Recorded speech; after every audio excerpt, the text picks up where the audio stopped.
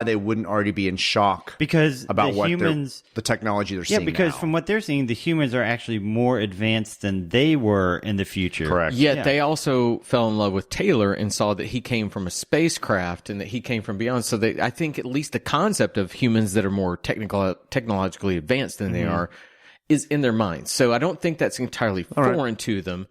Because they do have some remnants of humanity, that Zaius knew about, right? That they blew up, so they knew that there was some, and they've obviously seen the city that was destroyed, and beyond that, Cornelius and Zero are all but neutered, and beneath, still, if from the end of Planet they find a doll that goes "Mama," then they are allowed to go back and stew on. Oh, he came from outer space. How did he get there? They're having these concepts.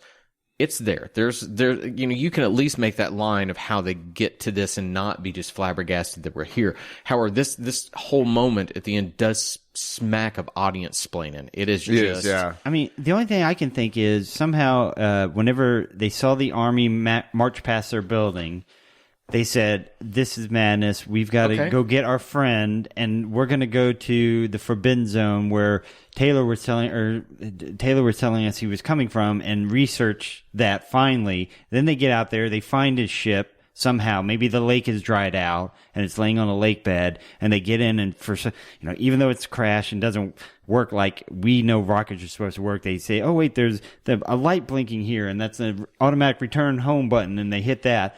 And then they come back to the past somehow. So when Cornelius says we've seen the Earth destroyed, one thing that strikes me, have they called it the Earth prior to this? I don't believe so. I don't think they referred to the planet at all. I mean, I don't think they did either. And I get why you have to say we saw the Earth destroyed, because you cannot simply go the planet. Yeah. Because then everybody's like, what planet has to be? Or if you say we saw our home destroyed, then people think it's only a city blown up. Is it possible that whether the ship washed ashore and they got on it, however, they were able to hit a button that says liftoff, get in the outfits, then the Earth explodes, and somehow that explosion propels them into space, into that field or whatever. Yeah, there are all kinds of things that you can sit here and poke at. What's going to happen is in about 20 minutes they're just going to say, "Oh, we got in a ship and flew here," and that'll be their entire explanation. But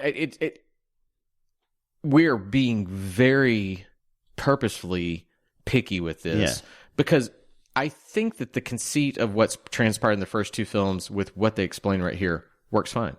Mm-hmm. Ultimately, if you're willing to whitewash what they're saying, you kind of go, "Okay, yep, I get that. The Earth did blow up. Okay, you got out somehow. Okay."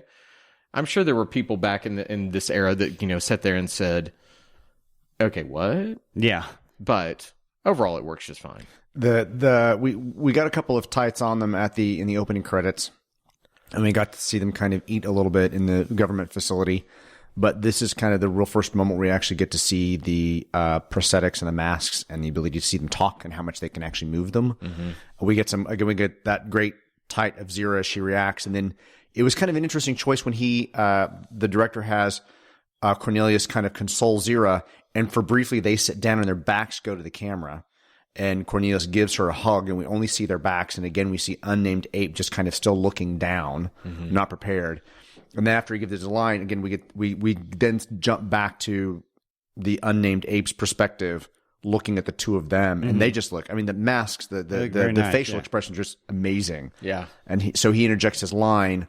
He delivers it kind of off camera to the two of them, and they're kind of responding to it.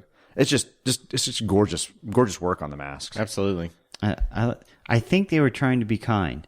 You mean like when you were kind to humans and caged them and vivisected them and castrated them and cut parts of their brains out? Okay, yeah, that's the kind of. Well, actually in the next minutes I was going to kind of talk a little bit about that because we get stuff coming up that. Yeah.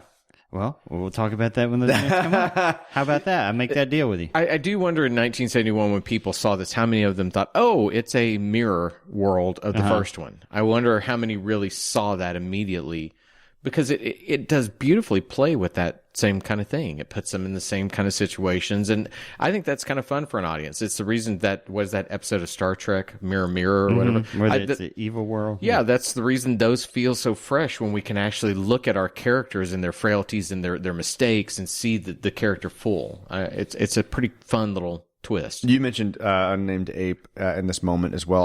My only comment about that is you could tell that he hasn't had as much time working with the makeup, and so his movements he's mimicking a little bit of what Roddy and Kim Hunter are doing. But particularly when he's talking, hasn't quite figured out how to move the mask in such a way that's quite as orchestrated as theirs, just not as detailed. I don't disagree with it. There's one place where I'm thinking of specifically where he is looking to the side and he kind of grimaces his mouth, and you can almost see the wrinkle around it, and I thought that was just a nice little bit. No, he doesn't have the... I mean, he's working it, but it's not quite the same level that the two of them have come through. Nobody can do it as well as those two can. Yeah. I mean, when Kim is on point with it, it's just like, holy crap, she is chewing that scene and loving it. Well, when he comes up, when Cornelius comes up to her and is kind of saying, I think they were trying to be kind, there's just kind of this moment where you just see her, she's fluttering her eyelashes multiple times. It's kind of just an indication. It's something so subtle that you don't notice it, but you realize it makes her so much more lifelike. Yeah,